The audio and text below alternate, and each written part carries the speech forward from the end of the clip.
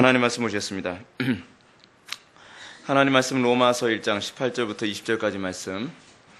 하나님 말씀 로마서 1장 18절부터 20절까지 말씀입니다. 신약 성경 240페이지 로마서 1장 18절부터 20절까지의 말씀 찾으셨으면 제가 봉독하겠습니다.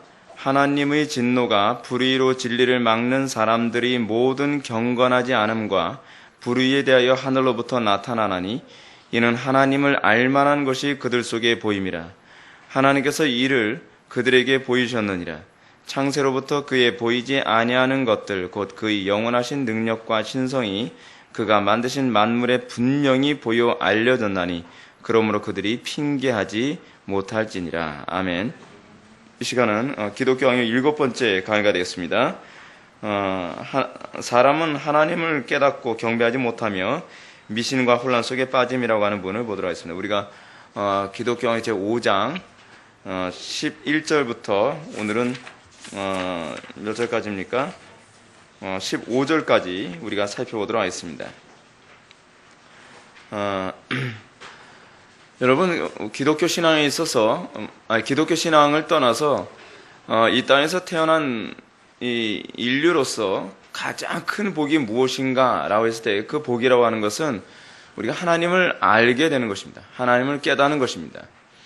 하나님을 깨닫기 위해서 또는 신에 대한 분명한 인식을 얻기 위해서 인류 역사상 수많은 철학자들이 고심하고 고심했습니다. 여러분들이 알고 있는 것처럼 BC 5세기에 수많은 철학자들이 관심을 가지고 있었던 것이 무엇이냐면 그들은 신 존재에 대한 분명한 인식을 가지려고 했던 것입니다. 칼빈이 여기서도 이제 잠깐 언급을 하지만 신 존재에 관한 인식이 그나마 철학자들 중에서 가장 뚜렷하게 했다고 하는 사람을 칼빈도 누구라고 얘기하냐면 플라톤이라고 얘기합니다. 플라톤이 신 존재에 대한 인식에 있어서 철학적인 사고에서 가장 근접하게 인식을 한 사람이에요. 가장 근접하게 인식을 했다고 해서 구원에 가까워졌다는 얘기는 아닙니다. 가까워졌다는 얘기가 아니에요. 이 플라톤의 철학의 근거에서 나온 이단들이 그래서 이단인지 아닌지가 분별하기가 굉장히 까다롭고 어렵습니다. 그래서 여러분, 플라톤의 그 이원론의 가장 근접한 이단 중에 하나라고 한다면 제가 보는 견지에서는 워츠만니 쪽이 좀 그쪽에 가깝다고 봅니다. 그래서 워츠만니의 여러분들 그 책을 보게 되면 이거 정통인지 이단인지 구분하기가 상당히 애매합니다. 좀 어려운 부분이 많이 있어요. 그 왜 그러냐면 플라톤주의의 영향을 받은 이단들이 주로 그렇게 나타납니다. 자, 그런데 그래서 오늘 칼빈이 얘기하는 부분이 뭐냐면 오늘까지 이제 인간의 이성으로는 결코 하나님을 깨달을 수 없다는 얘기를 일반 은총으로는 결코 우리가 구원받을 수 없고 하나님을 깨달을 수 없다는 부분을 언급하고요. 그리고 다음 시간서부터 이제 6장이죠. 6장부터가 하나님을 알 수 있도록 하기 위해서 하나님께서 우리에게 주신 것이 무엇이냐? 특별 계시로서의 성경을 언급합니다. 그래서 여러분, 조직신학을 우리가 공부하게 된다면 조직신학 과목 중에 맨 첫 번째 과목이 뭐냐면 성경론입니다. 성경론. 성경에 대한 바른 인식. 여러분, 성경을 우리가 염두에 둘 때 성경은 이성적으로 알아야 되는, 아는 그런 책이 아니라 믿음의 대상입니다. 성경이 하나님의 말씀이냐 아니냐라고 하는 부분은 물론 우리가 객관적인 증명과 논쟁이 가능한 부분이 있음에도 불구하고 성경이 하나님의 말씀이냐 아니냐에 관한 문제를 거론할 때는 항상 전제가 뭐냐면 믿음입니다. 믿음. 근데 이 믿음이라고 하는 영역은 뭐 진화론도 사실은 믿음을 기초로 합니다. 세상 그 학문들도 사실은 어떤 전제를 기초로 할 때 그 전제는 대부분 믿음에 많이 기초해요. 그래서 우리가 다음 시간부터 우리가 성경과는 우리가 배우게 되는데 성경을 바르게 인식하고 그 성경을 바르게 인식할 때라야만 비로소 하나님에 대한 신존재 의식이 비로소 생기게 됩니다. 자, 그러면서 오늘 우리가 배우는 것이 뭐냐면 사람은 하나님을 깨닫고 경배하지 못하면 미신과 혼란 속에 빠짐이라고 하는 부분을 배우는데 사람이 여러분 하나님께서 인간을 창조하시고 인간이 타락했음에도 불구하고 두 가지가 우리 속에 계속 잔존하고 있다 그랬죠. 뭐가 잔존한다 그랬죠? 첫 번째 뭐라 했죠? 종교의 씨. 우리 속에는 타락했어도 종교의 씨가 여전히 있다. 종교시가 여전히 있기 때문에 우리에게 어떤 현상이 나타나냐면 우상 숭배라는 현상이 나타나죠. 근데 이 우상 숭배는 무신론자들에게도 없습니까? 있습니까? 그들에게도 있죠. 그렇죠? 그들에게서의 우상 숭배는 무엇입니까? 자기 숭배, 자기 숭배. 자기 숭배가 궁극적인 우상 숭배예요. 근데 사람들은 자기가 그리고 자기 숭배의 또 다른 방식으로 표면적으로 나타난 건 사실 바알과 아세라 뭐 이런 신을 숭배하는 것입니다. 제가 요번 주에 전도를 하다가 좀 독특한 그 경험을 했습니다. 어떤 경험이냐면 그 사람이 이제 연세대학교를 나온 사람인데 연세대학교 법대를 나온 분인데 그분하고 대화를 나누면서 그분은 나름대로 성경을 읽으면서 굉장히 많은 깨달음을 얻게 됐다는 거예요. 깨달음을 얻게 됐다고 하는데 문제가 뭐냐면 여러분 제가 누누이 말씀드리죠. 성경에 대한 깨달음, 그러니까 인식의 주체, 기독교 신앙에서의 인식의 주체는 이성이 아니라 뭐라 했죠? 성령님이라 했죠. 성령님. 근데 이제 문제가 뭐냐면 이분이 연세대학교 법대를 나왔고 그리고 사법고시를 보다가 못해서 이제 그거를 그만두고 이제 다른 쪽으로 이제 업종을 바꾸신 분이신데 그러다 보니까 이성이 굉장히 발달하신 분이에요. 이성이 발달하신 분이신데 이분이 이성이 발달하다 보니까 성경을 매일 읽어가면서 깨닫는 바가 있어요. 근데 이분이 성당에 나오거나 그렇지 않으면 예배당에 출석하는 것도 아니고 혼자서 성경을 읽는데 벌써 성경을 3번 읽었다는 거예요. 3독을 했다는 거예요. 여러분 1독도 안 하신 분들 회개하셔야 됩니다. 네, 회개하셔야 돼요. 이분이 그 바쁜 와중에서도 피곤해도 집에 와서는 꼭 성경을 읽고 잠을 주무신다는 거예요. 이분이요. 대단하신 분이십니다. 그래서 그분이 저보고 그래요. 제가 성경 읽다 보니까 교만이 죄인지 처음 알았다는 거예요. 교만이 죄가 아닌 줄 알았다는 거예요. 그래서 교만이 죄인지 알았다고 하는데 이제 그 문제가 뭐냐면 계속 대화를 해가면서 이분이 성경을 읽으면서 성경을 통해 깨달아가는 것의 소위 인식론, 하나님에 대한 신존재에 대한 인식을 비로소 이제 하게 됐다는 거예요. 여러분 신존재에 대한 인식만 했다고 해도 대단하죠. 자기는 예수님이 하나님이라고 믿어지지가 않았다는 거예요. 그분은요. 근데 나이가 40이 넘어가면서 자기가 성경을 읽다 보니까 그 이전에는 자기가 연세대학교 다녔으니까 미션스쿨 아닙니까? 거기서 미션스쿨에서 설교 들으면 예수님이야 공자나 석가처럼 성인 중에 한 분이지 신은 무슨 신이야 라고 생각을 했는데 신이라는 게 믿어지더라는 거예요. 여러분 그 정도면 대단한 거 아닙니까? 많이 발전했죠. 신으로 믿어지더라는 거예요. 그러면서 이제 하나님의 존재에 대한 인식이 생겼어요. 근데 제가 누누이 말씀드리는 것처럼 신 존재에 대한 인식을 자꾸 이성으로 하다 보니까 이분이 성경을 읽으면서 자꾸 오류가 생기기 시작해요. 오류가. 어떤 오류가 생기냐? 이분은 성경도 보시면서 불교의 책도 같이 읽어요. 불교의 금강경 같은 그런 책 있잖아요. 그런 책들도 같이 읽으면서 불교의 이 책을 읽으면서 자기가 깨닫는 바가 또 있다는 거예요. 그래서 저보고 그분이 말씀하시는 게 뭐냐면 목사님 그런데 말입니다. 이 성경에 나오는 이 부분하고 불경에 나오는 이 책하고 이렇게 딱 비교해보면 일맥상통하는 게 있다는 거예요. 그래서 제가 그랬습니다. 일맥상통하는 거 없습니다. 그랬더니 이거 말하는 게 굉장히 비슷하다는 게 비슷하지만 용어가 그런 의미가 아닙니다. 근데 이제 문제가 뭐냐면 이성으로 깨달으려 하다 보니까 이성이 교사인 거예요. 이분은요. 이성이 교사인 상태에서 여러분 잘 보십시오. 이성이 교사인 상태에서 성경을 봐도 어디까지는 깨달을 수 있어요? 예수님이 하나님이시다. 성경을 읽으면서 거기까지 깨달을 수 있어요. 근데 회심은 일어나질 않아요. 회심은요. 한참 얘기하다 보니까 이분이 좀 많이 가고 있어요. 많이 멀어지고 있어요. 그래서 제가 말씀드렸습니다. 지금 그 부분은 잘못 이해하고 계신 것이고요. 거기서 나가시게 되면 더 나가시게 되면 위험해집니다. 그리고 이분이 이제 이런 말씀하시는 거예요. 성경 어떤 구조를 딱 들이대면서 말씀하시는 게 성경에 보면 이 모든 피조물이 이 모든 것들이 다 하나님의 임재하신 가운데 있다 그러지 않습니까? 이런 얘기. 그렇죠. 그렇다고 한다면 이 공기도 결국 하나님이라고 봐야 되는 겁니까? 비약으로 가는 거예요. 피조물이죠. 근데 그러면 이 피조물 저는 이걸 기하고 관련해서 이제 기까지 가시는 거예요.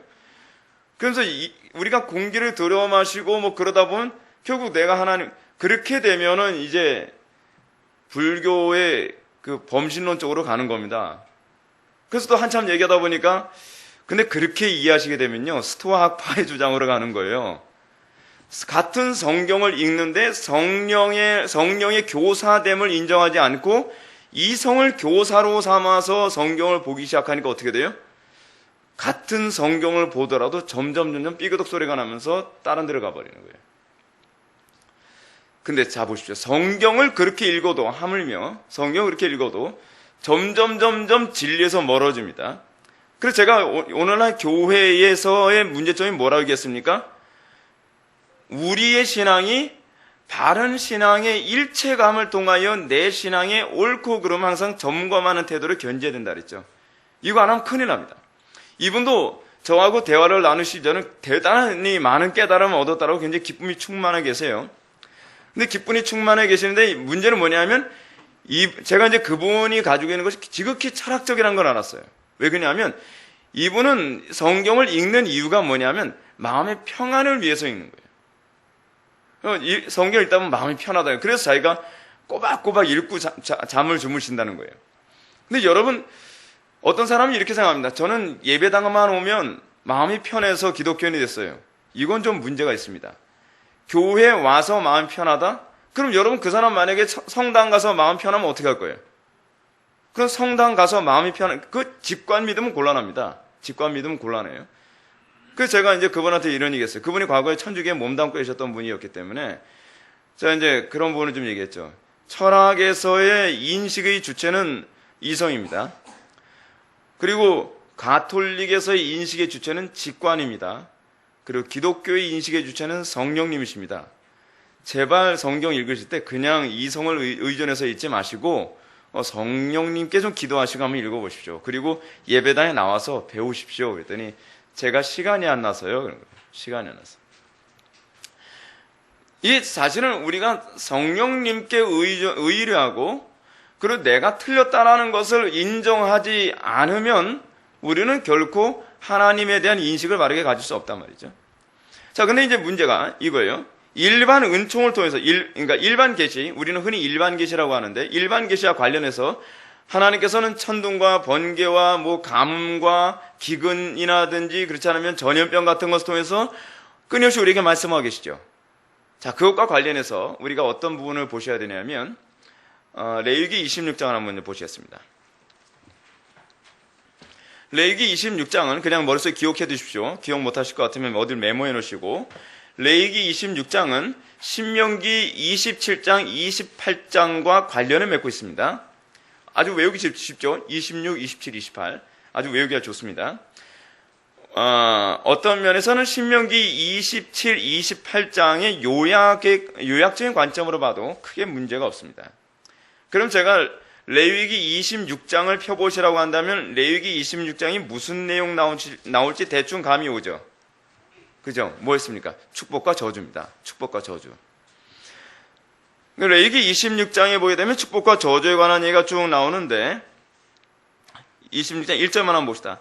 너희는 자기를 위하여 우상을 만들지 말지니 조각한 것이나 주상을 세우지 말며 너희 땅에 조각한 석상을 세우고 그에게 경배하지 마라. 나는 너희 하나님 여호와임이니라 라고 얘기하면서 뭘 경고하고 있어요? 우상 숭배 금지를 경고하고 있습니다. 우상 숭배 금지를 경고하면서 그 다음에 무슨 얘기가 나오냐면 이제 4절로 넘어갑시다. 너희가 내 규례와 계명을 준행하면 내가 너희에게 철 따라 비를 주리니 땅은 그 산물을 내고 밭의 나무는 그 열매를 맺으리라. 잘 보십시오. 철 따라 비가 오고 이른 비와 늦은 비 뭐 이런 걸 얘기하는 것인데 이른 비라고 했을 경우에는 이른 비가 유대인들에게서 10월 달부터 오던 건가요? 제가 갑자기 생각 안 나는데 10월 달부터 오는 거, 그리고 늦은 비 같은 경우에는 이제 추수 전에 오는 것을 이제 늦은 비라고 얘기합니다. 근데 우리는 이것이 그냥 소위 사계절의 순환으로 말미암아 때가 되면 오는 거라고 생각하죠. 근데 여기서 지금 뭐라고 말씀하시는 거죠? 유대인들에게요? 하나님의 백성들에게? 그건 사계절의 순환의 원리에서 주어지는 거 아니라는 거예요. 내가 축복하기 때문에 주어지는 거예요. 내가 복을 주기 때문에 주어지는 것이고, 내가 복을 안 주면 자연의 너희들이 봤을 때 우연처럼 또는 자연스러운 것처럼, 이 자연스럽다는 말이 썩 이 성경적 용어는 아니에요. 근데 우리가 이제 일반적으로 사용하는 용어니까 사용합시다. 자연스럽게 주어지는 사계절의 순환과 비가 오고 안 오고에 관한 문제는 그런 문제가 아니라는 겁니다. 하나님께서 그의 백성들에게 축복과 저주를 주는 방식, 뭐예요? 하나님의 언어라 했죠. 하나님께서 그의 백성들이 이 세상 피조물들에게 또는 이 세상 사는 모든 인류들에게 하나님께서 당신 자신을 표현하는 방식이라 했죠. 근데 저주에 관한 얘기를 한번 봅시다.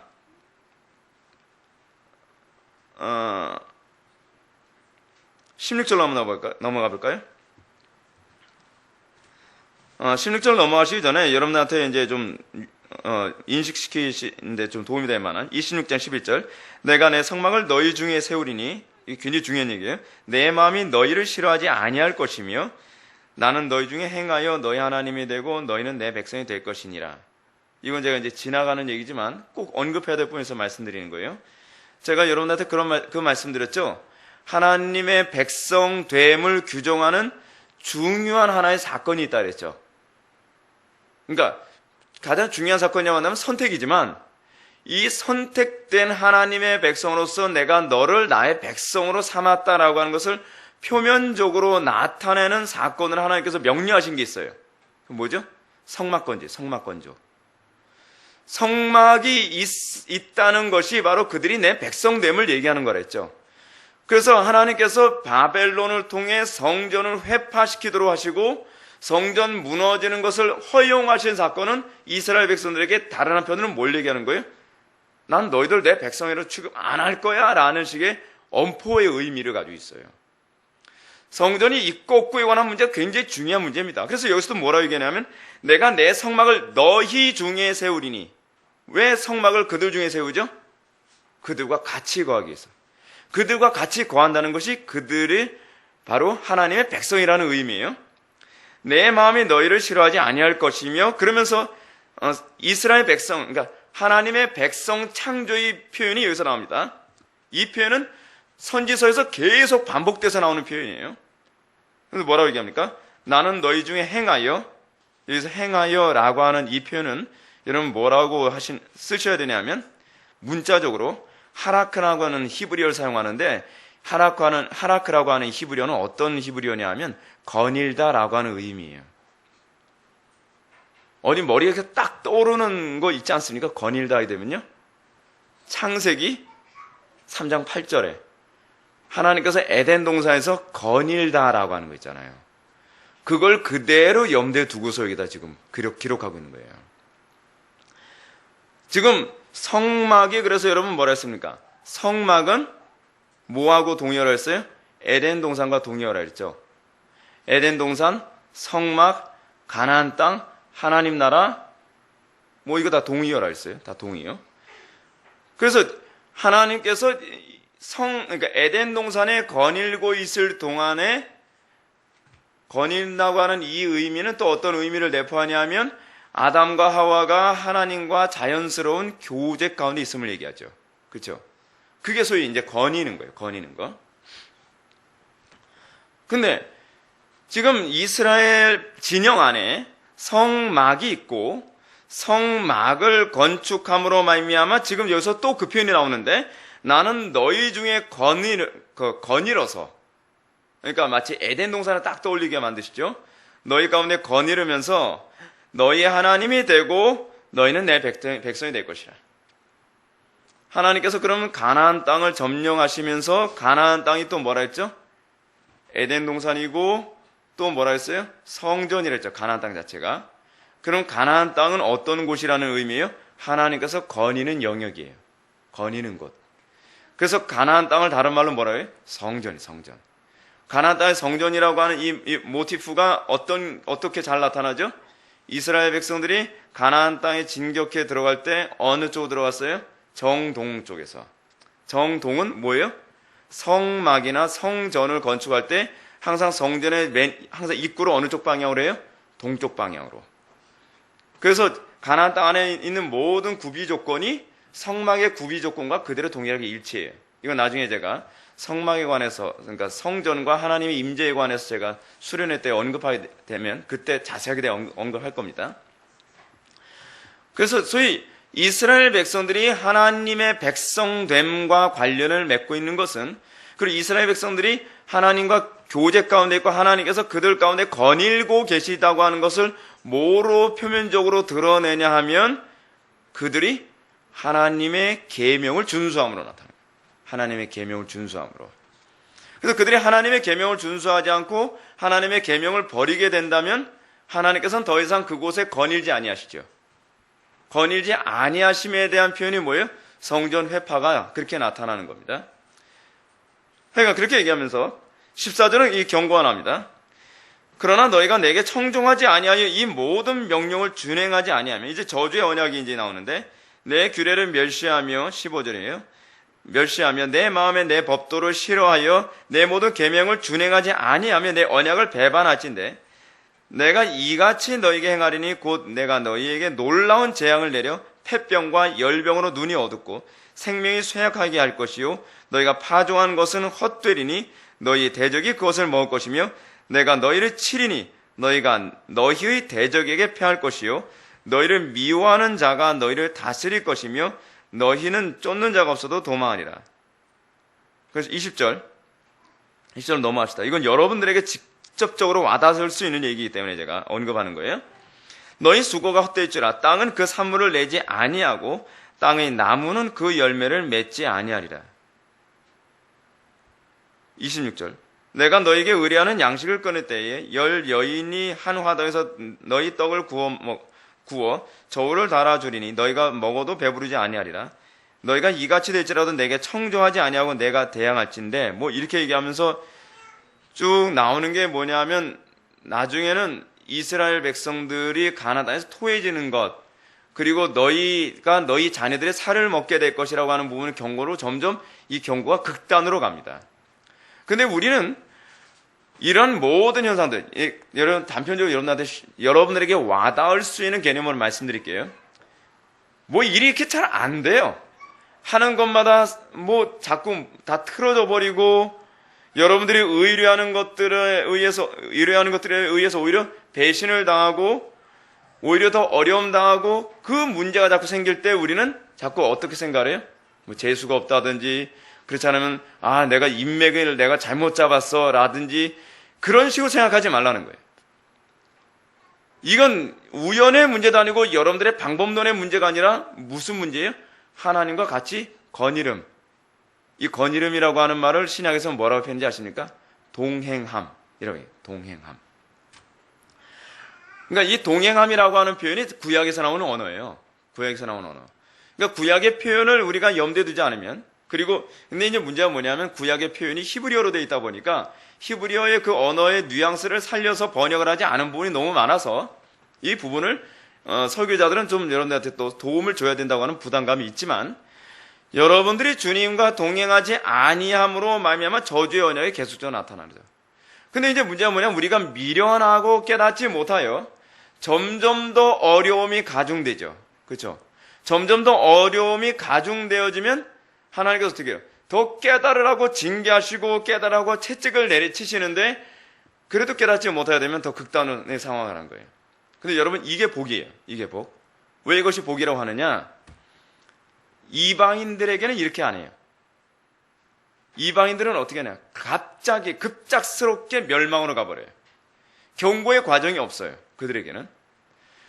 그러나 하나님의 백성들은 어떻게, 여러분은 그 열왕기서나 역대기서로 항상 보면 나타나 있지만 하나님께서는 계속 스텝 바이 스텝으로 그의 백성들을 계속 징계하십니다. 이 징계하시는 강도를 점점 더 강화시키시죠. 그렇게 하면서 어떻게 해요? 우리가 하나님으로부터 그만큼 멀리 떨어졌구나. 왜 이런 징계가 필요하냐 하면 우리는 자꾸 어떤 착각을 하냐면요. 내가 하나님과 나름대로 동행하고 있다고 자꾸 착각을 해요. 단편의 예를 들어서 이건 사도행전에서 나오는 그 이방인들이 가지고 있는 잘못된 사고였지만 이 부분이 우리들에게도 그대로 나타나는 부분인데 사도 바울이 뭐라고 경고하죠? 미항이라고 하는 데에서 머물고 있다가 그들이 이제 배를 타고 떠나려고 하니까 뭐 바다도 잔잔하고 뭐 굉장히 날씨도 좋아요. 그러니까 야, 이거 날씨 좋은 거 보니까 우리가 여기서 배 타고 가면 되겠다. 제가 이제 정확히 기억이 안 나는데 그 섬이 톨레도인가 하는 그런 섬이었는데 그 섬에서 가려고 했었던 그 섬이 뭐냐면요, 바로 옆에 딱 붙어 있는 섬이에요. 그러니까 배를 타고 지도를 보시면 유럽 지역, 그러니까 구라파 이 아래쪽에 있는 섬인데 이탈리아하고는 좀 거리가 좀 많이 있지만 그 구라파 아래쪽에 있는 그 섬에 있어서 그들이 그 섬 주변으로 배를 타고 싹 가게 되면 계산상으로는 쉽게 갈 수 있는 거리였어요. 그러다 보니까 사도 바울이 우리가 여기서 배 타고 가면 큰 풍랑을 맞을 수 있다라고 하는 말을 귀담아 듣지 않은 이유가 뭐냐면 가까운 거리인데 라고 생각을 했던 거예요.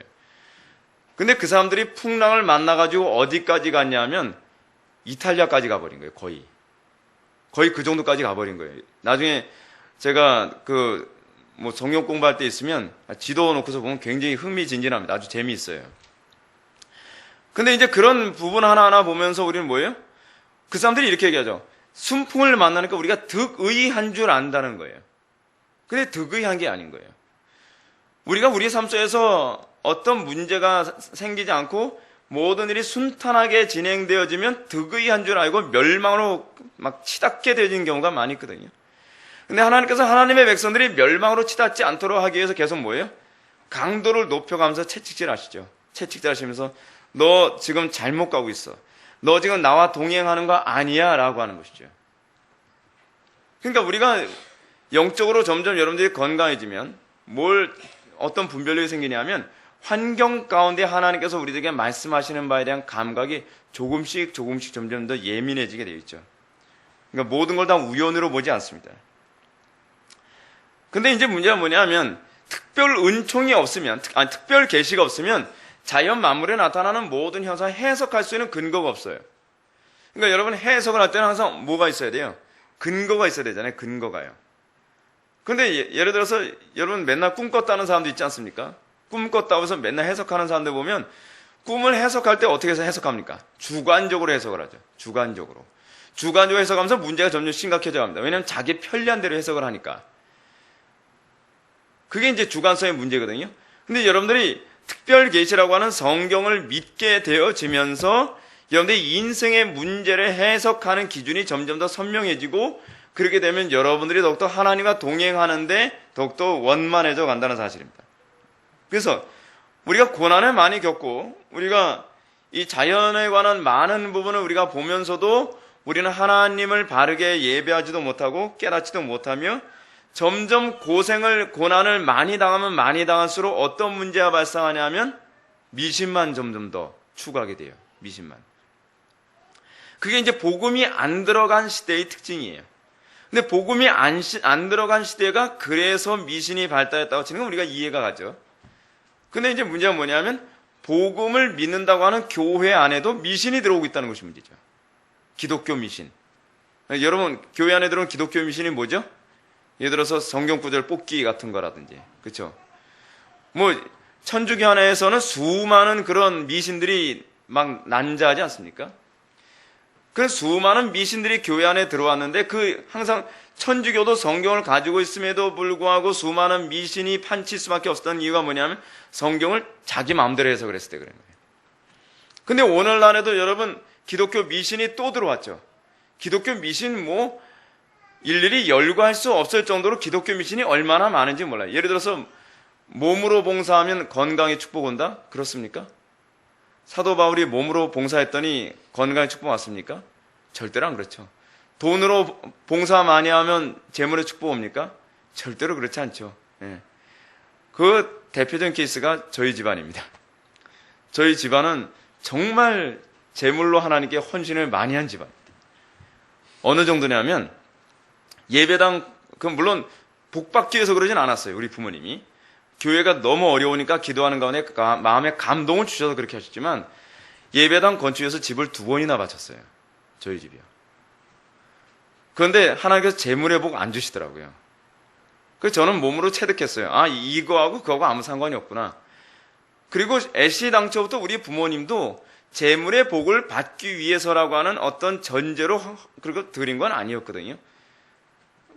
우리 부모님이 옛날에 장로로 계셨을 때 계셨던 그 교회가 예배당 건축하다 보니까 너무 무리하게 건축을 해서 잘못하면 부도가 나가지고 목사님이 감옥에 갈 뻔했어요.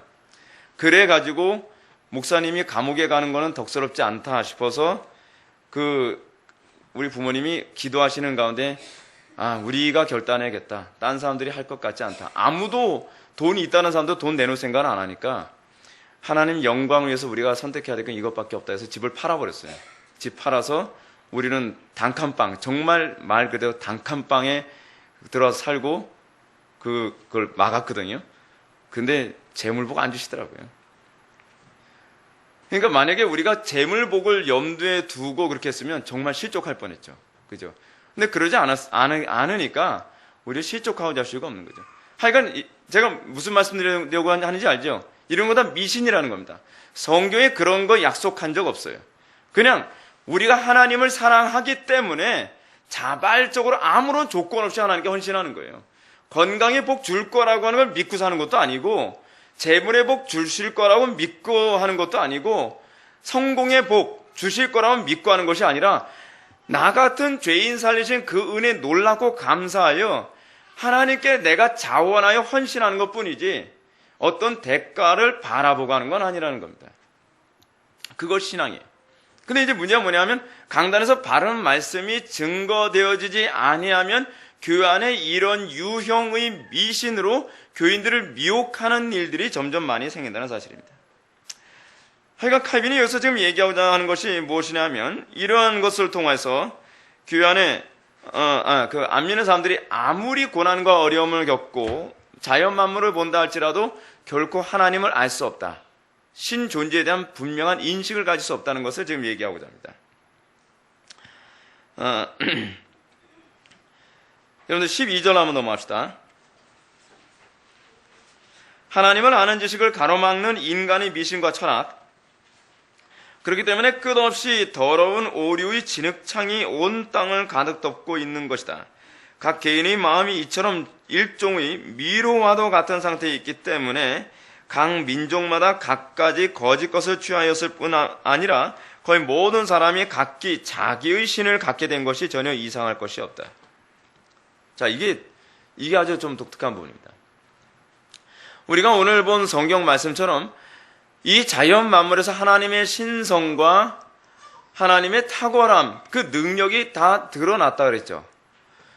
그래서 칼빈은 뭐라고 얘기하냐면 우리가 정말 객관적인 눈으로 본다면 하나님께서 얼마나 당신 자신을 선명하게 드러내는지 모른다는 거예요. 선명하게 잘 보이십니까? 여러분들 자연 만물을 보고 우주 만물을 보고 그러면 야, 하나님이 정말 선명하게 드러나신다 라고 느껴지십니까? 이게 잘 안 된단 말이에요. 근데 조나단 에드워즈 같은 분들은 굉장히 경건하셨던 분이었기 때문에 이분이 주로 묵상한 것 중에 하나는 자연 만물이었거든요. 그러니까 항상 하나님의 신성과 속성을 염두에 두고 소위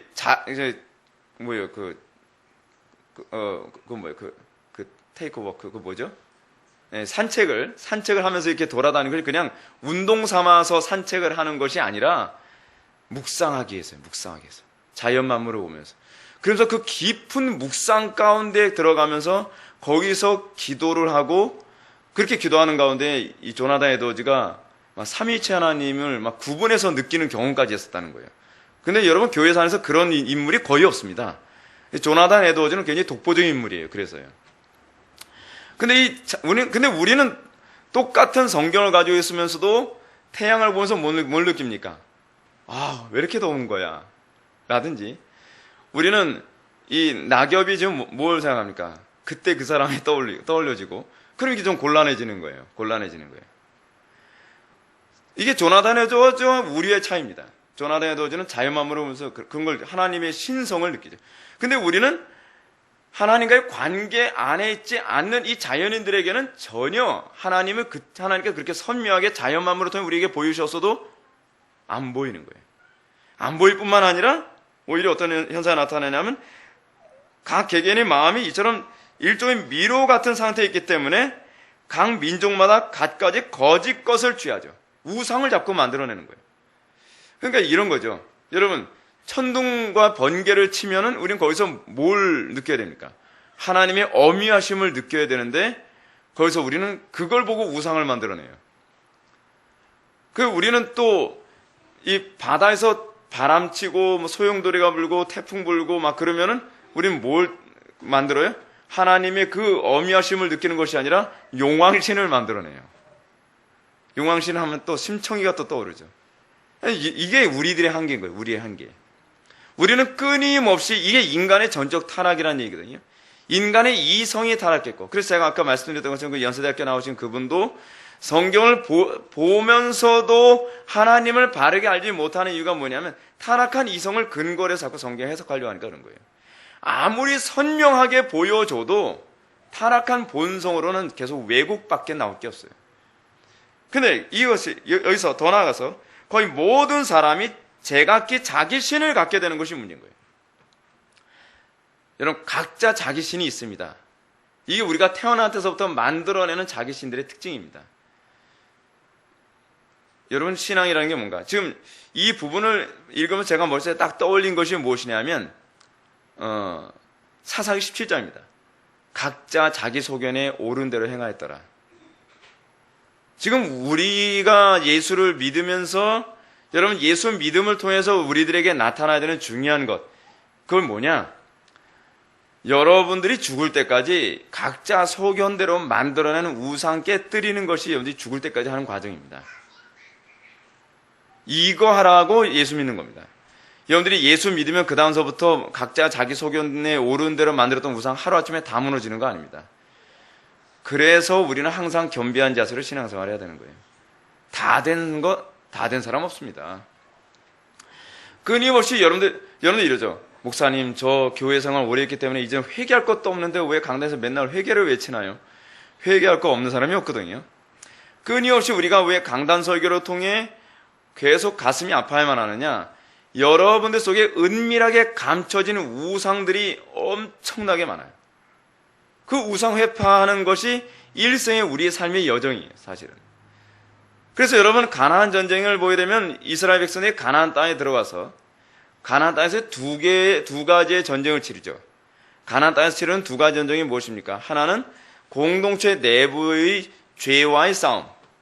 그리고 또 하나의 싸움이 무엇입니까? 공동체 밖의 이방인들과의 싸움.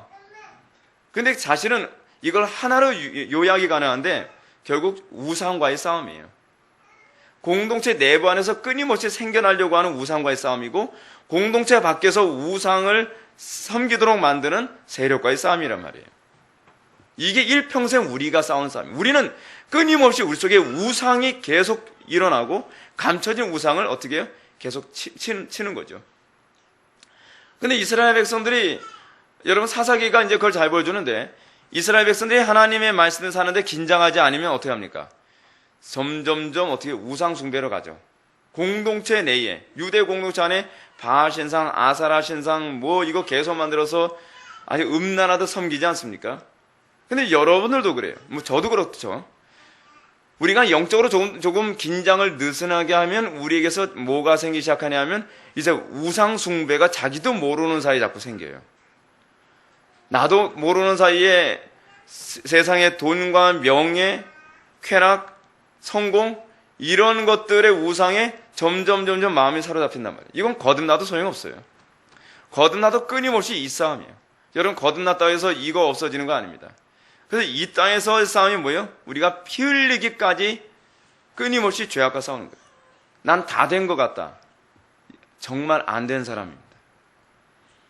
여러분들이 정말 하나님의 은혜의 부유함에 좀 경험하기 시작했다면 나는 정말 우상투성이다라는 것을 깨닫고 하나님께 나 써주시는 것만 해도 감사하다라고 하는 탄식이 나올 겁니다.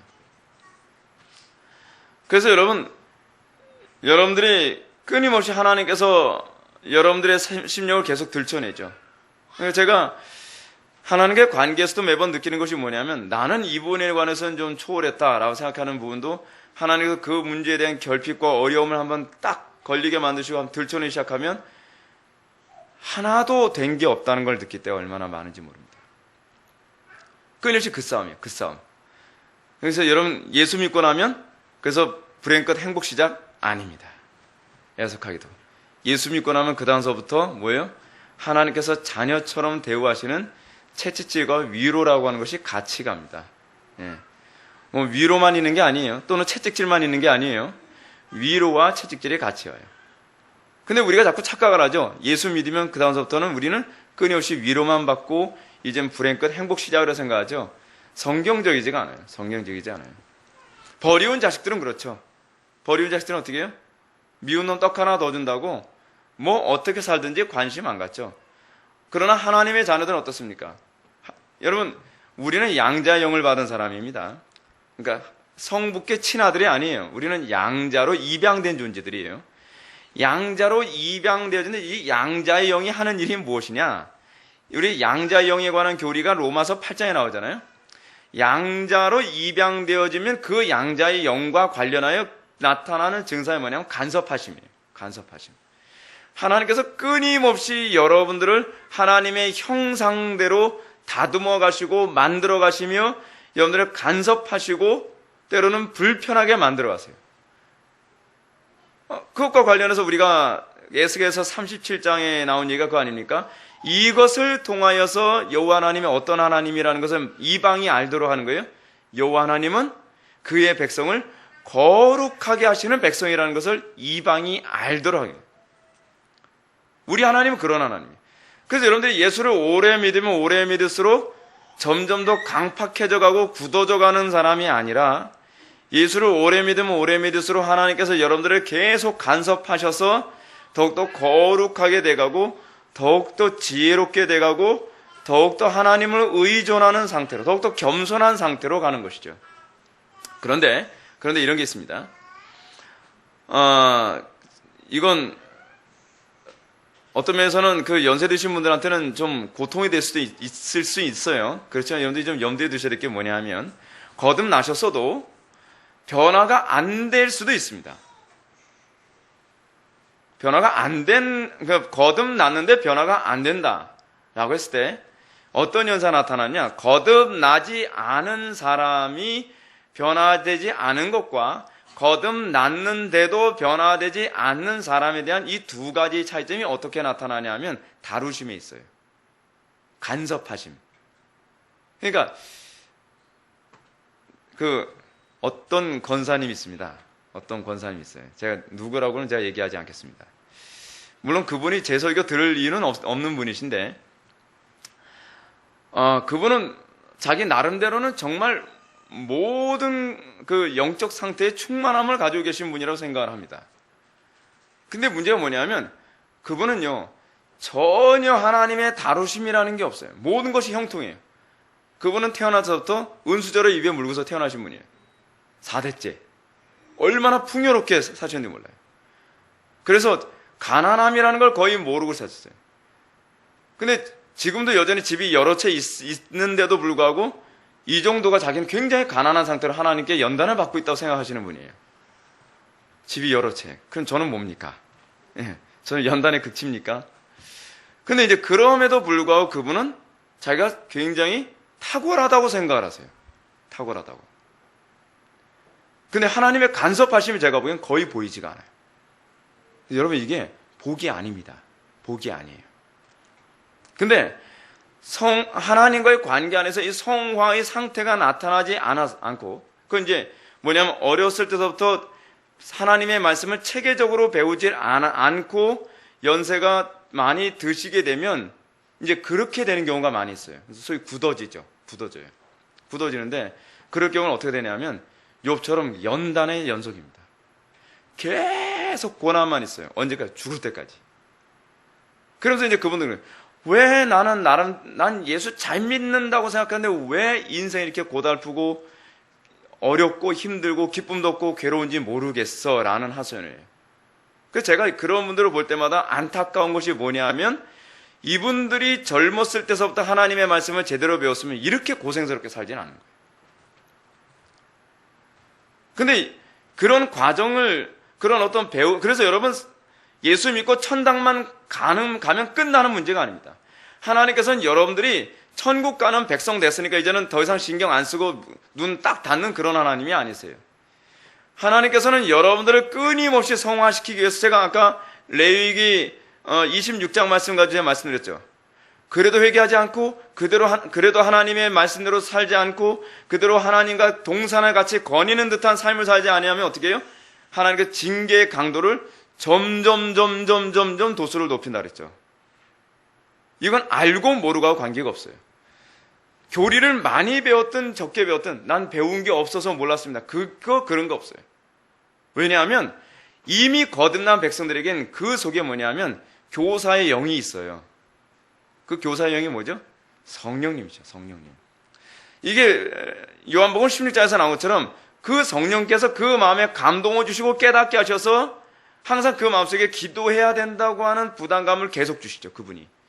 그리고 계속 하나님의 말씀을 알아야 된다고 하는 부담감을 계속 주시죠. 근데 문제는 뭐냐면 이걸 계속 소멸하면서 살아가니까 연단만 계속 가중되어지는 거예요. 그러니까 어쩔 수 없죠. 변화되지 않아도 그분이 거듭나지 않았다라고 얘기할 수는 없지만 그분의 인생은 굉장히 고달픔의 연속으로 살아갈 수밖에 없습니다. 그러니까 그럼에도 불구하고 여러분 어떤 사람이 복된 사람이에요? 간섭이 있는 게 복된 사람입니다. 간섭이 있는 사람이 복된 사람. 그 조나단 에드워즈가 뭐라 얘기하냐면 조나단 에드워즈는 하나님께서 나를 거룩하게 하시기 위해서 날마다 연단시키시는 그 간섭을 주시는 것 자체에도 항상 감사한다라고 얘기해요. 내 마음대로 형통한. 근데 저는 개인적으로 조나단 에드워즈처럼 살 수 없을까라는 생각할 때가 상당히 많이 있거든요.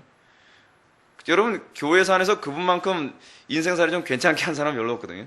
대부분 막 톱으로 썰려 죽기도 하고 뭐 순교당하고 뭐 고생 정말 죽도록 하는 삶을 살아가는데 조나단 에드워즈는 명문 가문에서 태어나가지고 그분은 부모님도 굉장히 경건한 부모님 밑에 태어나지 않습니까? 그리고 뭐 핍박계에 태어나신 것도 아니고 최고의 학문을 다 공부하시고 그리고 천재적인 두뇌를 가진 데다가 또 경건하셔가지고 영적 체험도 엄청나게 많이 하시고 그리고 누구죠? 아더 핑크처럼 설교 못한다고 맨날 이 학고반 같은 데서 조금 목회하다가 쫓겨나서 이리 다니고 저리 다니다가 인생 종친 그런 인물도 아니고 이번에 목회사에게 얼마나 화려하게 목회사하다가 결국 나중에 쫓겨나긴 했지만 뉴햄프턴 교회에서요. 쫓겨나고 난 다음에 그럼 어디 가셨습니까? 프린스턴 대학교에 총장을 가잖아요. 조나단 에드워즈처럼 살 수 없을까라는 그런 기대감도 없지 않아 있어요. 하여간 하나님의 간섭하심이 있다는 것이 얼마나 큰 복인지 모릅니다. 자, 오늘도 우리가 해야 될 얘기가 많다 보니까 쑥쑥 넘어갑니다. 여러분들 집에 와서 읽으셔야만 합니다. 여러분들 74쪽 12절 밑에서 네 번째 줄 한번 보시기 바랍니다. 이로보건대 사람이 오로지 자연을 통해서만 가르침을 받게 되면 분명하고 견고하며 확실한 것을 절대로 붙들지 못하고 모순되는 원리들에 얽매여 살지 못하는 신을 예배하는 현상에 빠지고 만다는 것이 확실해지는 것이다. 그래서 일반 은총을 통해서 구원을 받지 못하는 이유가 거기 있어요. 여러분 구원 받음과 관련해서 지금 칼빈이 뭘 얘기하는 예배예요. 바른 예배, 참된 예배. 그러니까 여러분들 예배당에 와서 예배 드린다고 여러분 다 예배자가 아닙니다. 사람들이 오늘날 교회 안에서 어떤 현상이 나타나냐면 사람들이 자기의 예배하는 숭배의 대상을 강단 설교자도 그걸 숭배하는 설교를 해주길 바라는 사람들로 오늘날 가득 차 있어요. 이건 굉장히 심각한 문제예요. 그러니까 사람들이 어떻게 합니까?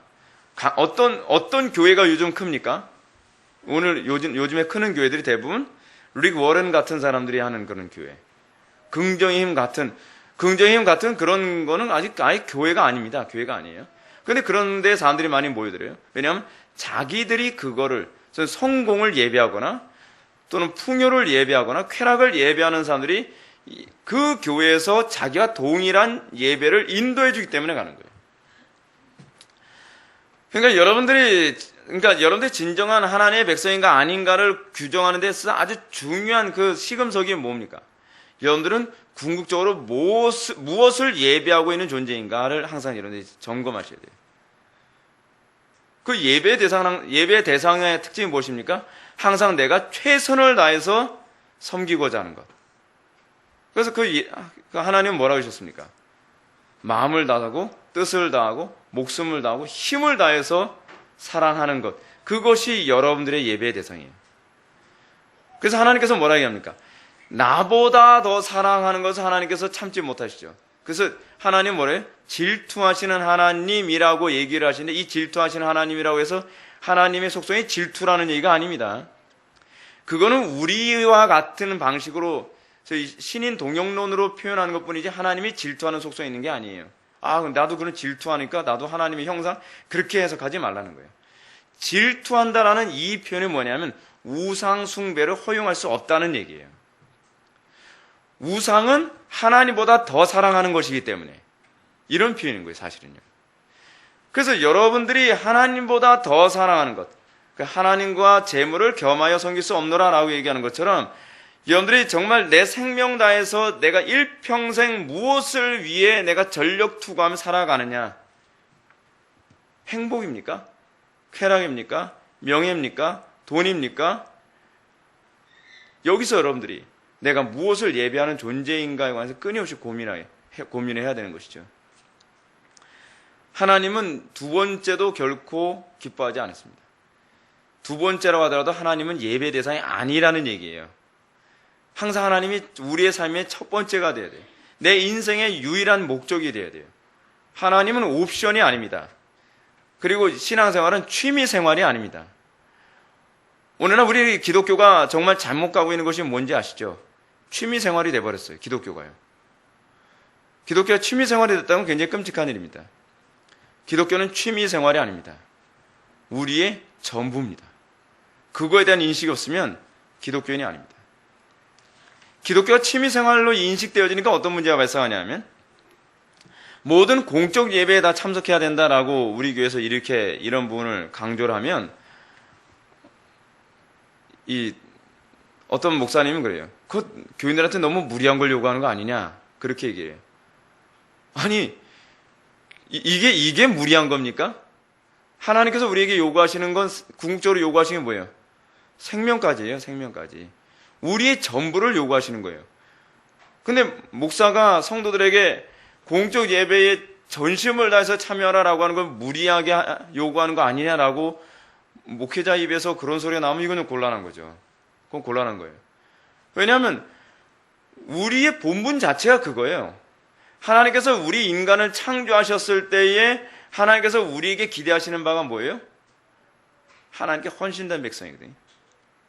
그래서 여러분, 출애굽기 19장에서 이스라엘을 뭐라고 얘기합니까? 제사장 백성이라고, 제사장 나라라고 얘기하죠.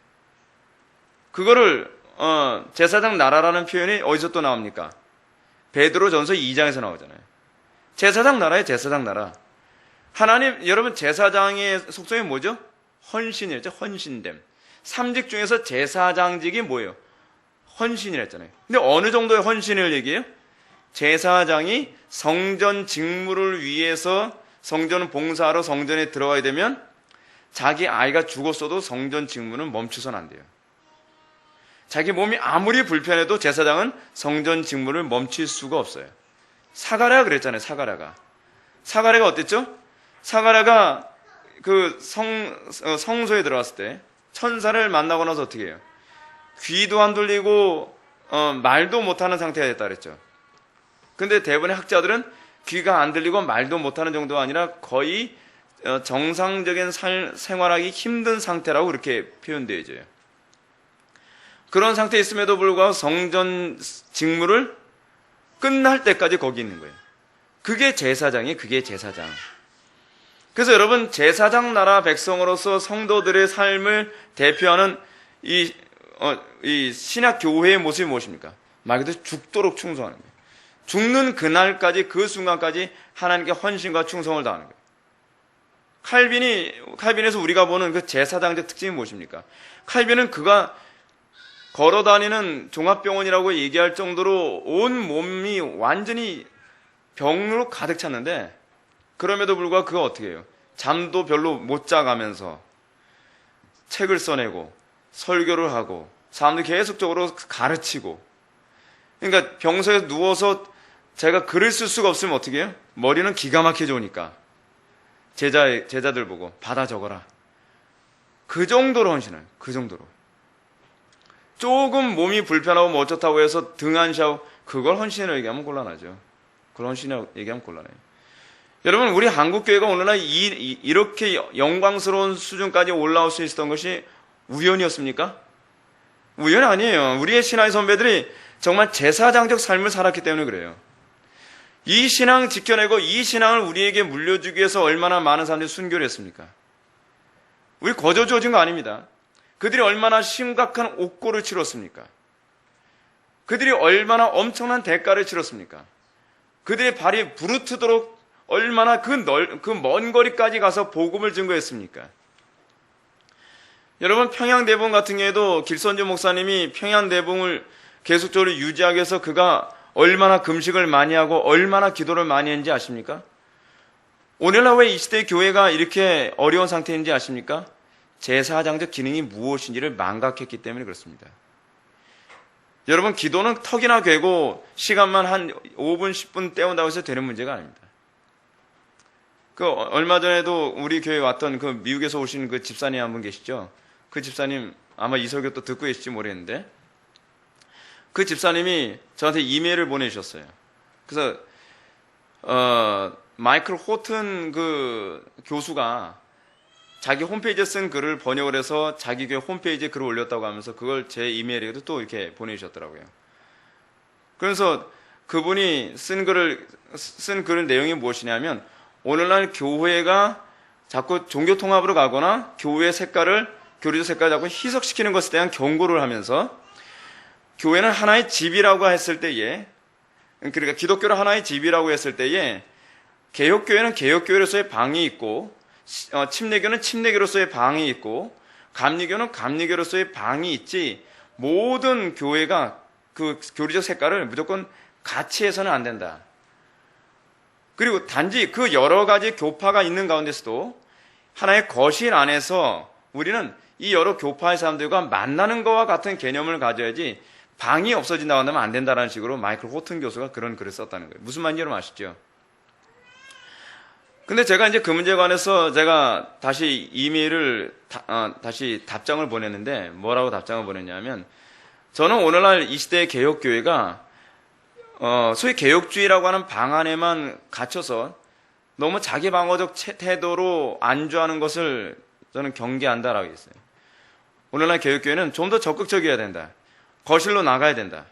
거실로 나가서 오히려 알미니아주의적인 많은 교회들을 향해서 그들이 신본주의로 돌아올 수 있도록 적극적인 소위 대시를 할 수 있는 그런 위치에 있어야 된다. 그러기 위해서는 더 많이 기도해야 되고 그러기 위해서는 우리가 사랑으로 복음을 증거하며 소위 진리를 증거하되 진리의 포용력 또한 우리는 갖춰야 된다라고 그런 얘기를 했어요. 그러니까 그분이 하시는 얘기가 정말 그 말씀에 공감합니다 라고 얘기하면서 뭐라 하냐면 근데 오늘날 개혁교회가 참 어려운 것이 뭐냐면 기도를 10분 이상조차도 안 하는 교인들로 태반을 이루고 있다는 거예요. 이건 심각한 문제. 그래서 지금 그 집사님이 자기 교회 안에서 기도 모임을 가지려고 애를 쓴다는 거예요. 왜냐하면 같이 새벽에 기도한다 그러면은 새벽에 모이기만 했지 기도하다가 보면 한 10분 정도 지나면 거의 대부분의 한 90% 이상이 다 기도 끝내고 가버렸다는 거예요. 그걸 기도라고 합니까? 물론 시간이 중요하다는 얘기는 아니에요. 얼마나 깊이 있게 하냐가 더 중요한 문제지만 질은 항상 양을 동반한다는 여러분 믿으시기 바랍니다. 질과 양을 구분하는 문제가 아닙니다. 질이 깊을수록 양은 동반되어지게 되어 있습니다. 그런데 오늘날 개혁교회들이 어떤 질이라고 하는 것을 강조하면서 양을 우습게 여기는데 그렇지 않다는 거예요. 제가 왜 이런 말씀드린지 아시죠? 헌신됨에 관해서 얘기하는 거예요. 헌신됨. 소위 제사장적 직분으로서 오늘날 왜 개혁교회가 점점 약화되고 있는가라고 했을 때 약화되고 있는 이유가 뭐냐면 죽도록 충성함이 없기 때문인 거예요. 그 죽도록 충성함이 어디서 나오냐? 기도에서 나와요. 기도. 이거는 제가 하는 소리가 아니라 모든 종교개혁자들이 다 하는 소리예요. 우리는 종교개혁의 정신을 이어받은 교회라고 얘기하면서도 오늘날 종교개혁의 정신 중에 왜 기도의 정신을 그토록 받아들이는데 인색하냐에 관해서 제가 여러분들한테 말씀드리는 거예요. 기도하지 않으면 헌신할 수가 없어요. 제사장적 나라는 교리 많이 한다고 제사장적 나라가 되는 게 아닙니다. 기도하지 않고서는 죽도록 충성함이 나오질 않아요. 그것을 누가 본을 보셨어요? 예수님께서 어떻게 하셨어요? 그 피곤한 육체도 불구하고 그분이 항상 사람들에게 복음을 전하시고 사람들을 다 돌려보낸 이후에도 밤 늦게까지 기도하시거나 그렇지 않으면 밤이 맞도록 기도하시는 본을 보이지 않으셨습니까? 기도하지 않으면 안 돼요. 기도하지 않으면. 자, 우리가 일반 은총을 통해서 구원을 받지 못하는 이유가 무엇인가? 하나님을 있는 그대로 묵상하고 받아들이지 않고 육체의 경솔하고 악한 상상으로 순전한 진리를 부패시키기 때문입니다. 이건 제가 쓴 메모해 놓은 거기 때문에 여러분들 책이 없어요. 제가 묵상한 걸 나름대로 좀 메모해 놓은 거기 때문에. 그렇기 때문에 이들은 하나님의 심판 앞에서 변명할 여지가 없어요. 왜냐하면 하나님께서는 하나님 당신 자신을 선명하게 우리에게 다 보여주셨어요. 근데 우리가 하나님 당신 자신을 내 방식대로, 내 상상력으로 또는 내 경솔하고 악한 상상과 내 욕심으로 자꾸 왜곡시켰기 때문에 그게 우상이 된 것 뿐이에요. 자, 근데 이제 문제가 뭐예요? 우리 다음 시간에 볼 것이 지금 언급할 부분이지만 지금 미리 언급한 데는 이거예요. 특별 계시인 성경을 가르쳐도 그래요. 여러분들이 정말 조심해야 될 게 그거예요.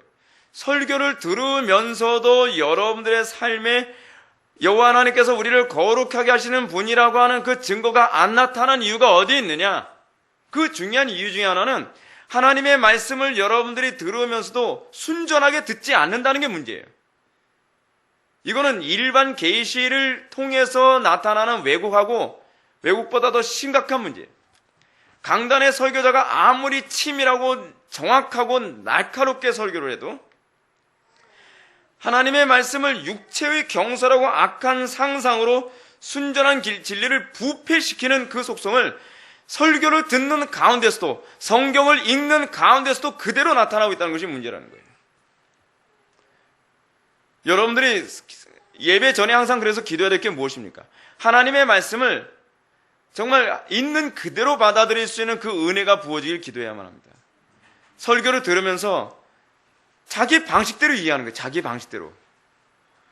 자기 방식대로 이해하니까 어떻습니까? 기껏 설교 들었어도 딴 설교 들은 거예요. 딴 설교를. 여러분, 큐티의 문제점이 뭐라 했죠? 큐티의 문제점이? 자기 방식대로 성경을 해석하는 게 문제라 했죠? 기껏 성경을 읽는데 성경을 읽고 나서도 그가 말하는 바는 뭘 얘기해요? 스토아 학파가 되는 거예요. 성경을 읽는데 스토아 학파가 돼요. 성경을 읽었는데 신천지가 돼요. 성경을 읽었는데 여호와의 증인이 돼요. 성경을 읽었는데 가톨릭 교인이 돼요. 성경을 읽었는데 뭐 다른 어떤 여러 이단 종파가 된단 말이에요. 아, 왜 동일한 성경을 읽었는데 이런 문제가 발생하는 말이에요. 그 이유가 어디 있어요? 여러분, 이단의 문제가 무엇입니까? 같은 성경을 읽지만 성경을 왜곡한다는 게 문제거든요. 그래서 그들이 더 안 변하는 거예요. 불신자들보다 성경을 왜곡해서 이해하는 사람들이 더 심각한 문제가 있어요. 아무리 설교도 찔리기는커녕 불쾌하게만 해요. 불쾌하게만 해요. 왜 불쾌하죠? 여러분, 우리가 하나님의 말씀을 들을 때 우리에게 어떤 것을 기대해야 된다 그랬습니까? 하나님의 말씀이 우리에게 각인되어지고 그 말씀을 통해서 내가 하나님의 형상으로 화하여져 가야 되는데 하나님의 말씀을 아무리 들어도 10년을 들어도 변화되지 않는다고 한다면 여러분들은 내가 하나님 말씀 뭔가 잘못 듣고 있구나라고 생각해야 돼요. 여러분, 우리가 팀 모임 하는 이유가 거기 있죠. 팀 모임 왜 합니까? 팀 모임을 통해서 우리가 궁극적으로 바라는 것은 설교를 잘못 이해하는 사람들이 계속 나오기 때문에 그거 점검하자고 팀 모임을 하는 거거든요. 기껏 설교 듣고 자기 방식대로 다 해석해버리고 자기 방식대로 다 이해를 해버리면 10년이 지나도 여전히 자기 우상은 그 상태인 거예요. 그래서 여러분, 처음에 신앙의 틀이 잘못 잡히면요, 이거 깨지는데 굉장히 힘듭니다. 굉장히 힘들어요. 그래서 여러분들이 기도를 정말 많이 하지 않으면 안 됩니다. 그러니까 제가 우리 교회에서 그 나타나는 현상을 보면서 또는 외부에서도 또 그 설교 듣고 뭐 변화됐다고 하는 그런 소식을 들으면서 제가 느끼는 어떤 딜레마 중에 하나는 뭐냐면 이 설교에 익숙해지는 것도 문제구나라는 생각이 자꾸 들어요. 여러분, 설교에 익숙해지면요, 가론 유다가 될 수도 있습니다. 가론 유다는 아무리 설교 들어도 안 변하잖아요. 이제는 어느 정도로 안 찔리냐면요, 여러분, 성경 보면 어떻게 좀 해악스러워 보일 정도잖아요. 누가 예수님을 고발할 자입니까? 라고 제자들이 물으니까 예수님이 아예 노골적으로 말씀하시잖아요. 내가 떡을 주는 그가 그인이라. 그래서 가론 유다한테 딱 줘버려요. 그래도 회개를 안 해요, 가론 유다가. 얼마나 강팍해질 수 있는지 알만하죠. 예. 여러분, 그 정도 되면 뜨끔할 거 아니에요? 근데 뜨끔했을 거예요, 제가 보기에는. 왜냐하면 예수님께서 그렇게 하신 건 가론 유다 너만이라도 알아들어라는 식이었거든요. 그런데 그 가론 유다는 그렇게 해서 어떻게 해요? 성경 말씀을 보면 곧바로 일어나서 예수님 팔로 나갔다고 얘기했어요. 요한복음 그때는 밤이었더라 라고 이렇게 이 뒤에 사설 하나 더 붙이죠.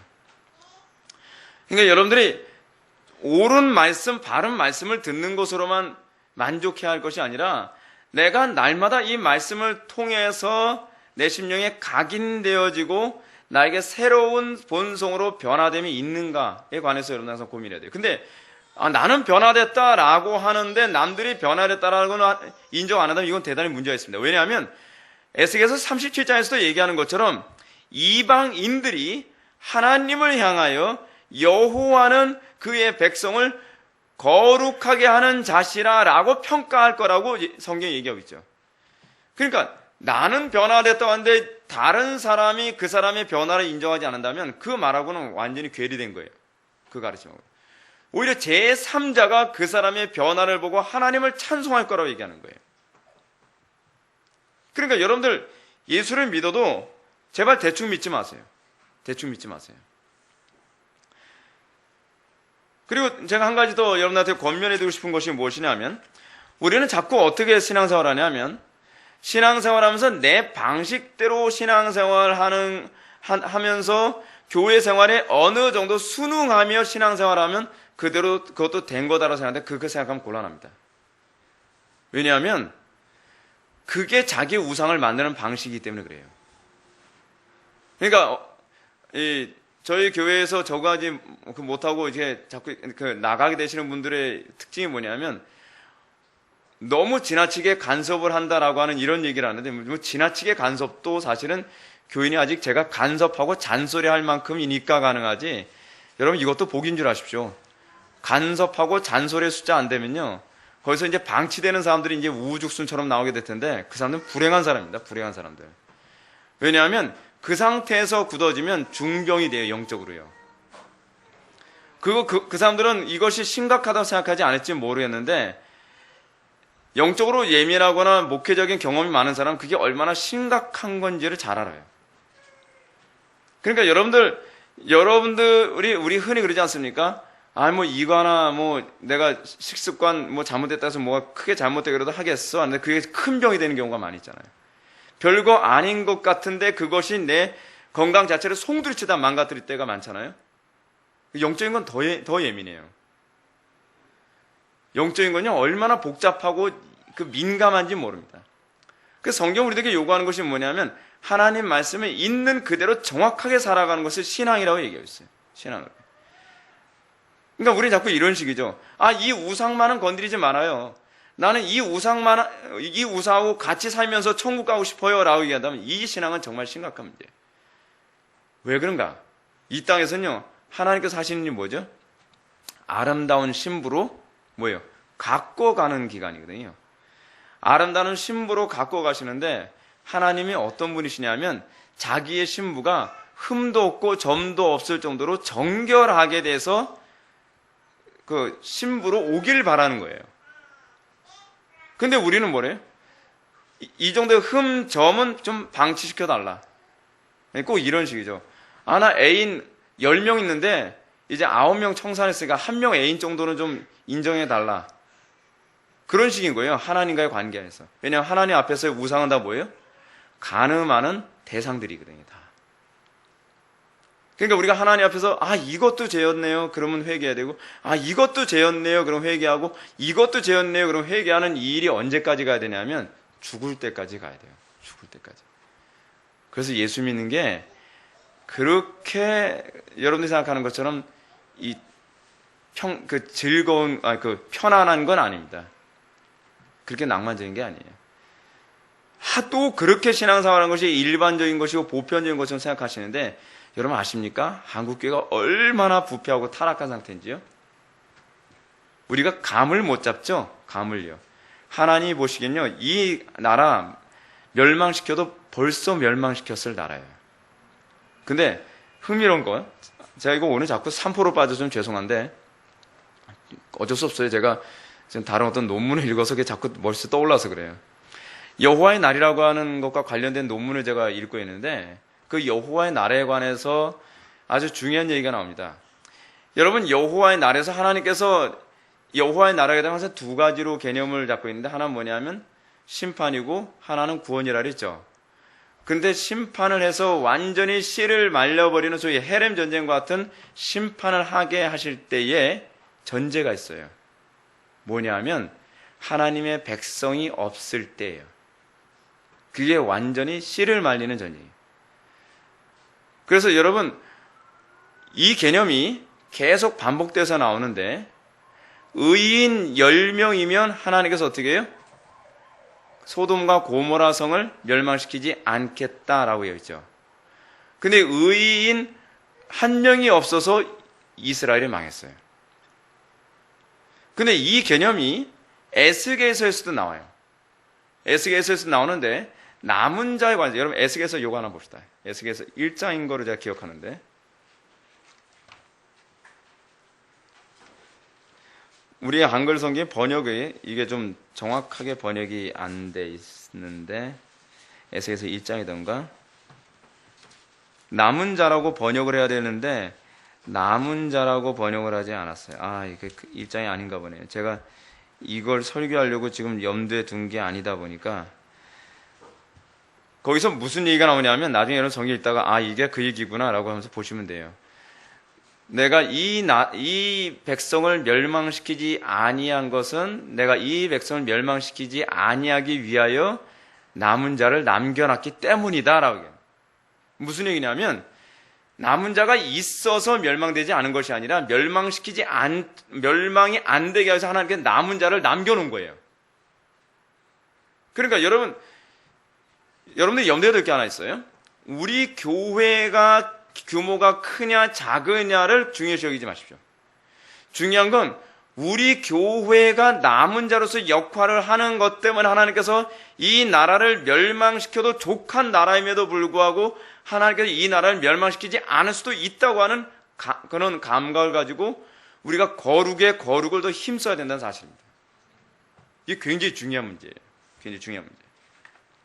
큰일 났다. 지금 그냥 넘어갑시다.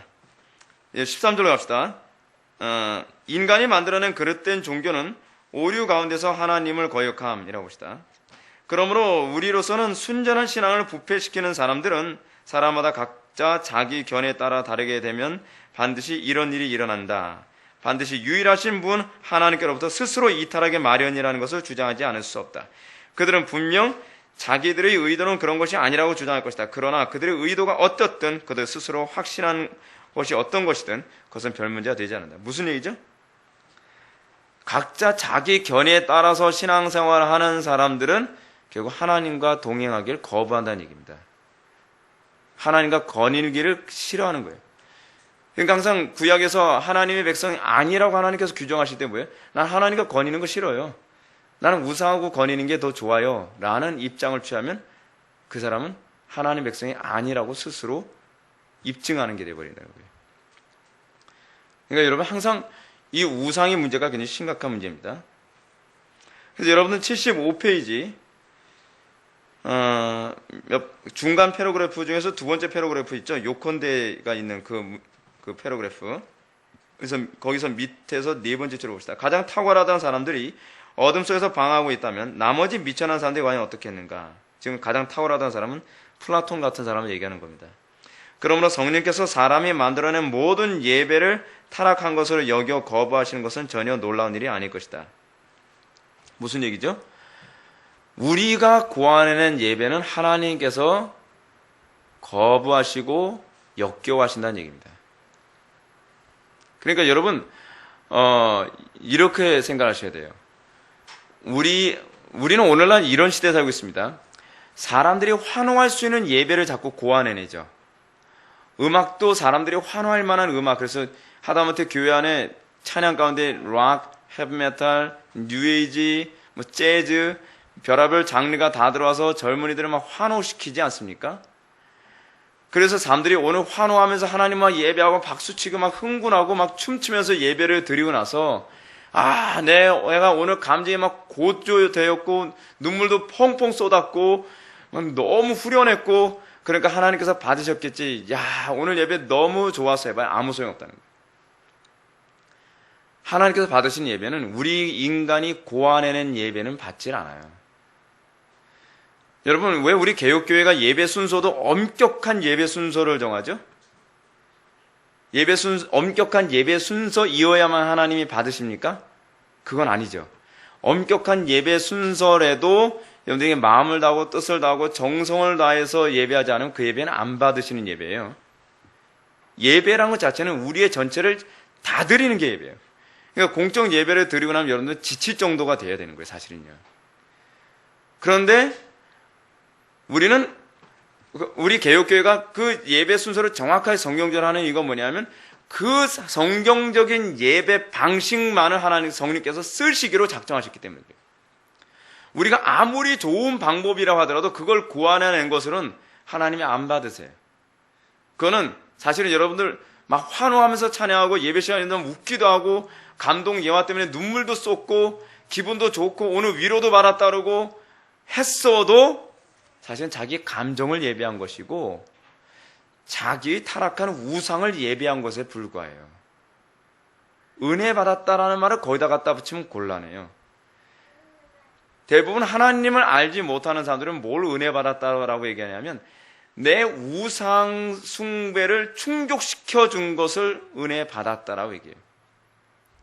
우리는 하나님을 경배할 때라야만 하나님께서 그 예배를 받으시는 거예요. 그렇다고 한다면 우리는 성경적인 방식으로 예배드리고 그러면서 신령과 진정, 그러니까 우리의 영과 진리로 하나님을 예배할 때라야만 그 예배가 하나님께서 받으실 만한 거예요. 이방인들의 예배가 여러분 바알과 아세라 신을 숭배하는 사람들이 하늘에서 비 오게 해달라고 엘리야하고 막 대결했을 때 그들이 얼마나 정성을 다했습니까? 몸을 찢으면서 피를 흘려가면서 정성을 다하지 않습니까? 그들이 그렇게 했다고 해서 하나님이 받으시는 게 아니에요. 여러분들이 예배 가운데 아무리 막 땀을 뻘뻘 흘리면서 앞에서 막 힙합 댄스를 추면서 하나님을 예배했다고 해서 하나님이 그 예배를 받으시는 게 아니에요. 오히려 그렇게 예배를 드렸다고 하나님 앞에 되게 혼난 적이 있었죠. 어디에 나오죠? 출애굽기 32장 금송아지 사건. 춤추면서 예배드리는 것을 왜 하나님께 혐오하시는가? 그 이방 종교에서 예배할 때 항상 그 방법을 사용했거든요. 그래서 그 방법을 그대로 마치 이방 신 우상을 섬기듯 하나님을 섬기는 것에 대해서 하나님은 굉장히 자존심 상해 하시거든요. 근데 오늘날 그 방식이 교회 안에 다 들어왔잖아요. 그래서 뭐라 그러니까 내가 기분 좋았기 때문에 하나님도 받으셨을 거라고. 그러니까 그 예배 잘못됐다 그러면 사람들이 이렇게 해요. 제가 오늘 예배 드리면서 눈물을 펑펑 쏟았는데요. 오늘 내가 예배 드리면서 얼마나 감격했는지 아시긴 아세요? 내가 오늘 예배 드리면서 얼마나 내가 위로를 받았는지 아세요? 그거야 자기 생각이지. 하나님이 안 받으셨다는데. 그러니까 여러분 이런 사람들에게 있어서 마태복음 25장에서 무슨 얘기합니까? 양과 염소에 비해서 무슨 얘기예요? 내가 주님을 끊임없이 내가 섬기고 봉사하고 감옥에 갇혔을 때 제가 돌보았고 난 네가 그런 거 한 번도 본 적이 없다. 우리의 예배가 그렇게 하나님께 외면당할 수 있는 예배일 수 있다는 것을 항상 기억해야 된다는 겁니다. 15절로 넘어갑시다. 15절로 넘어가고 마치도록 하겠습니다. 하나님을 인정하지 않는 사람의 처신은 변명의 여지가 없음. 이 핵심이 이거예요. 하나님을 인정하지 않는 자. 하나님을 인정함. 여러분들이 궁극적으로 우리의 예배에 있어서 핵심이 뭐냐면 하나님을 인정하는 거거든요. 내 마음에 들든 안 들든 내 자존심이 상하든 어쨌든 내 이성과 맞든 안 맞든 이유 어쨌든 간에 하나님의 명령이면 우리는 복종하고 순응하며 회개할 수 있는 태도를 견지해야 돼요. 그게 신앙이에요. 그게 신앙. 근데 우상 숭배가 사실 왜 나오냐면 하나님을 숭배한다는 명목하에 자기 신을 숭배하려 하기 때문에 우상 숭배라는 종교가 나오는 거거든요.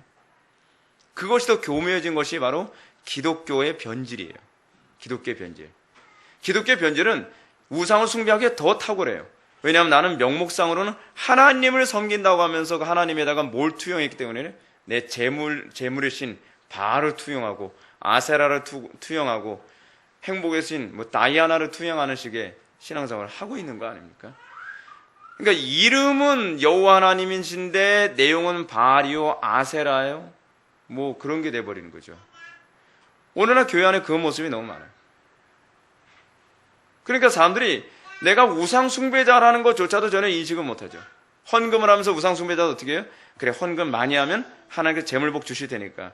내가 예배를 잘 들으면 하나님께서 우리 가정에 평안을 주시고 행복하게 해주실 테니까. 내가 이렇게 하면 내가 좋은 배우자를 만나고, 내가 이렇게 하면 좋은 대학에 가고, 내가 이렇게 하면 내가 성공하고, 내가 이렇게 하면 내가 좋은 직장에 취직하고. 하나님 한 번도 그런 거 보장해 준 적 없습니다. 아시겠습니까? 그런 거 보장해 준 적 없어요. 성경 우리들에게 뭐라 하냐면 하나님의 구원의 은총에 감격하여 하는 것이 바로 이 자발적인 행위라고 얘기한 것 뿐이에요. 그러니까 우리의 모든 그 경건 행위는 다 뭐예요? 나 같은 죄인 살리신 그 은혜의 놀라와 그 감격 때문에 자원하여 헌신하고 희생하고 예배하고 하는 것이지 조건성은 아니거든요. 그러니까 여러분 우리에게 왜 하나님과의 관계에서 서운함을 자꾸 느끼느냐? 하나님과의 관계를 계약 관계로 생각하는 거예요. 그러니까 계약 관계 아니라 거래 관계 이렇게 이해하는 게 더 좋을 거예요. 그죠? 하나님 내가 이렇게까지 헌신했는데 어떻게 우리한테 이럴 수 있어요? 과거에 우리 어머니가 그 서운함이 좀 있으셨댔어요.